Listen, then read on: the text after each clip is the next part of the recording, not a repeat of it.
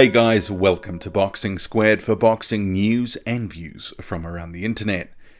Imagine being called a coward. Not just once, but multiple times. Being told that you stunk the place out in your last fight, that you let your country down, that you didn't show a warrior spirit, and that without your promoter, you're nothing. And these were the things Dillian Whyte threw at Joseph Parker when the pair verbally sparred, and Sky Sports' gloves are off. I mean, I don't even know if we can call it a sparring session because it was more of a one-man punching show. I mean, judging by the reaction of fight fans and subsequent reviews of that segment, Parker, he got owned like a cheap suit. He took the L on that one. If anything, the fact that this gloves are off has actually been a good one. It's given a little bit of spark, a little bit of something to get our teeth into regarding this fight. Because apart from the refereeing concerns and a few undercard issues, it's been a pretty low-key build-up, really. And I'll come to the refereeing situation a little bit later on because now we have an appointment, so I will get to that. But with the screening of the gloves are off, it has sparked a bit more interest. The Whyte fans, I mean, you would have seen it, and you might be a Whyte fan yourself, pretty happy with his performance and saying that he is going to take that momentum into the ring. He will dispatch Parker and he's going to come away with the win. And in terms of the coward comments themselves, and there was a broad brush, I mean, he mentioned the word coward or variations of it about half a dozen times. These comments, they were made 6 weeks ago when that segment was recorded. So that was just after the fight was announced. So for Parker, it's not actually new. He was well aware that they were coming, and it was all coming out when this segment was aired. No doubt Parker has been mulling on Whyte's words in training camp, and you'd in some way hope that it's acted as motivation, because if being called a coward repeatedly to your face, and that someone who let down his country, if that doesn't motivate you and put some fire in the belly, nothing will.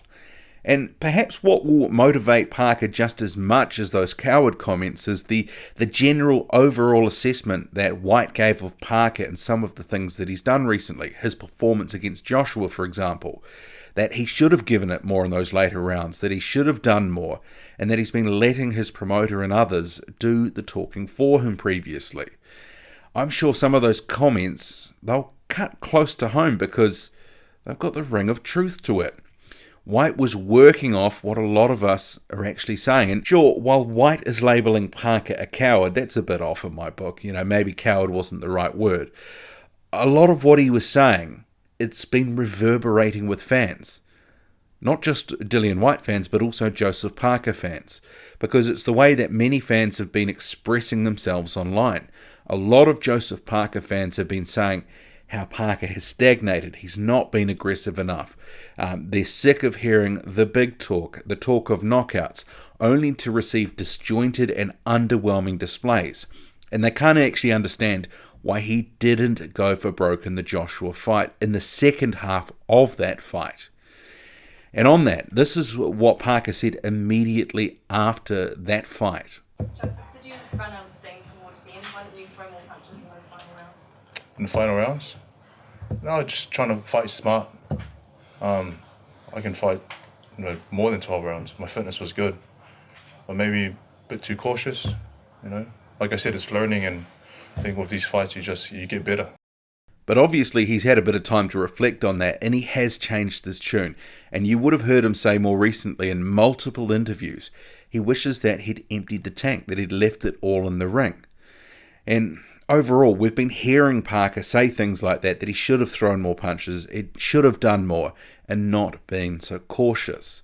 And that leads into what he's saying he's going to do for this Dillian Whyte fight, which is more aggressive, more mongrel, go to war, let his hands go, trade with Whyte, try to knock him out.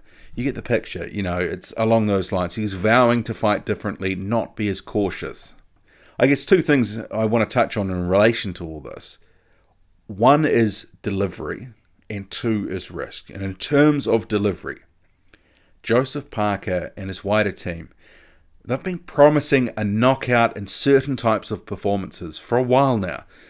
Those performances have not materialized, but certainly the excuses have been wheeled out after less than impressive performances. only for the same or similar promises to again then be made for that next fight.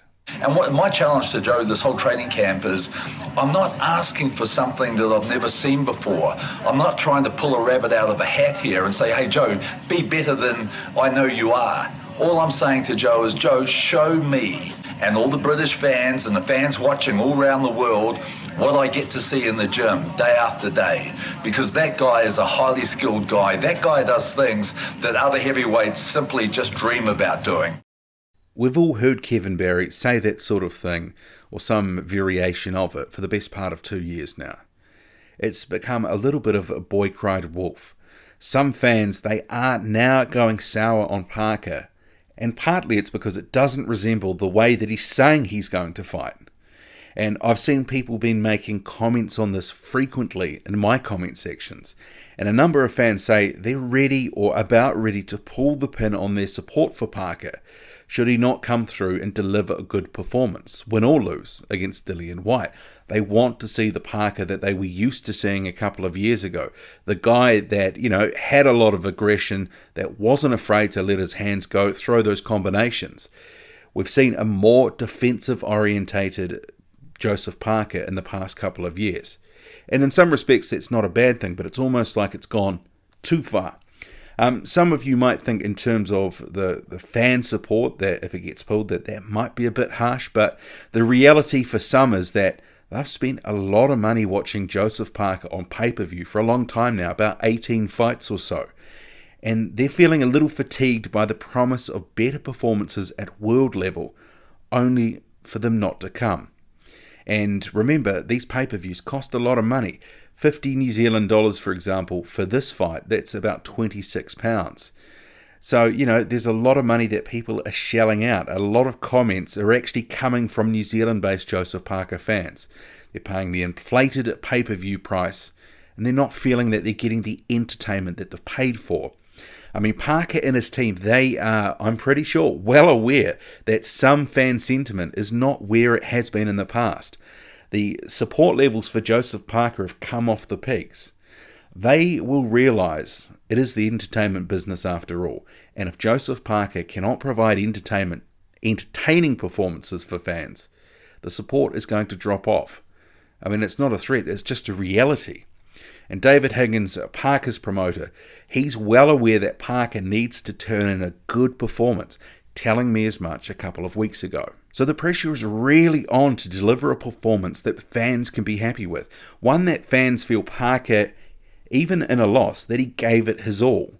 Because if he goes out, if he loses, but he really threw the kitchen sink at Dillian Whyte, for example, people will respect that. They'll stick with him. Maybe some will shed, but I mean, that's inevitable anyway. But if he can give it his all, he can retain some of the support, because it does sort of seems to be sort of, a little bit sort of seeping away right now from the recent performances. And if he can't deliver a very good performance, his brand and marketability, it's going to take a hit. I mean, arguably, it already has to some degree. I'm, for this fight, for example, not noticing nearly as much buzz in New Zealand about it. Not as many people are talking about it as compared to some previous fights. But that's the thing, though. If Parker goes in there, knocks out Dillian Whyte, then he'll be flavour of the month again. Sometimes one good performance is all it takes. The hype can build back up, and all of a sudden he's, back in people's minds. But knocking out Whyte, it won't come easy, and if he's truly going to be more aggressive and show more mongrel, that means taking more risks. And he's going to have to probably put his chin on the line. He's going to have to look for some countering opportunities. He used to have quite a good counter. We haven't seen him throwing a lot of counter punches at his opponents recently. He's going to need to trade more frequently. And he can't just fall into clinches so willingly on the inside. He needs to fight out of them. He needs to not just sort of, get close, fall in, and wait for the ref to break it up.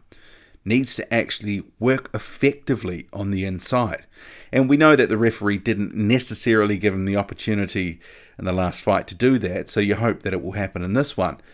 I'm also really hoping to see the return of the uppercut. It used to be a really good punch for Joseph Parker earlier in his career. But all this talk of being more aggressive and such, it's not just a case, or can't be just a case, of getting in there, showing reckless abandon and slugging it out, because that will feed right into what Dillian Whyte would want Joseph Parker to do. But rather, he's got to try get that middle ground of aggression, movement, and defense. It's that sort of holy grail type of performance he's been searching for, but obviously he's been coming up a bit short. And it's clearly easier said than done. But, there's a lot on the line, and Joseph Parker has many reasons to perform. Now, on the appointment of a referee, the British Boxing Board of Control, it's confirmed experienced referee Ian John Lewis has been appointed to control the fight.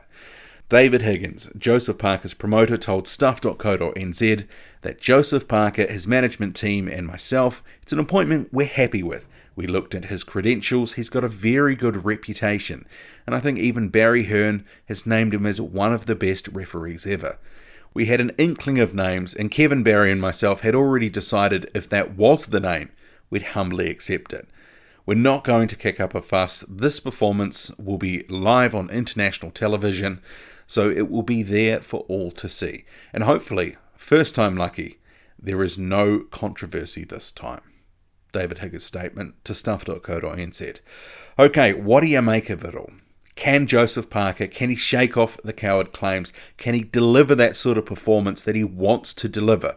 Sort of put that Joshua fight behind him, put some of those other recent efforts behind him, come through and look good. Because, as we just went through in the video, there are several reasons why a good performance is very important to him, his career, and those around him. What do you make of it all? Drop a comment loud and often, hit like, hit subscribe, follow me on Twitter, boxing_squared. I'm out.